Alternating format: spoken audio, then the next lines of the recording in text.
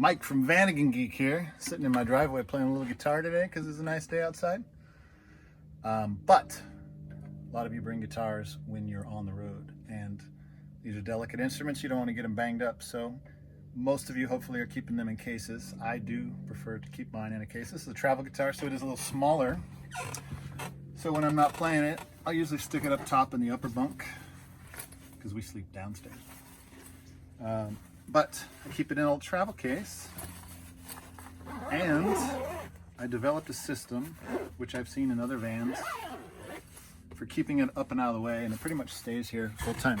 So using a little bit of bungee and a couple of these little hooks that I got in my local hardware store, I created this system here that allows me to stick stuff up here.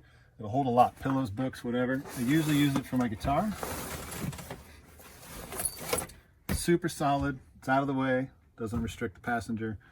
I never touch it when I'm sleeping back here. And you can use this type of setup all over the van, up here, back here. There's a lot of different variations. Space is limited in a Vanagon, so you try to get the most use out of your space. I'm gonna have a couple other videos that show some of the other things I've done in my van to get the most use out of the space, but that's one of them. I think that cost me about $5 to create, and it has been a lifesaver.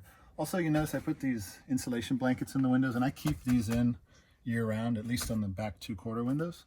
Sometimes the back window, because I don't usually look over my shoulder that far anyways, and my mirrors work good. So that acts as padding against the glass for whatever you're putting up here.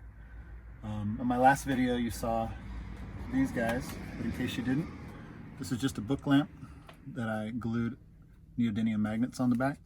And this is one of the spots we usually keep that. So if you're sitting here and reading, you got a little book lamp. Or I have these guys up here, which are all on remote. And you can shut these on and off, change colors, or use the remote.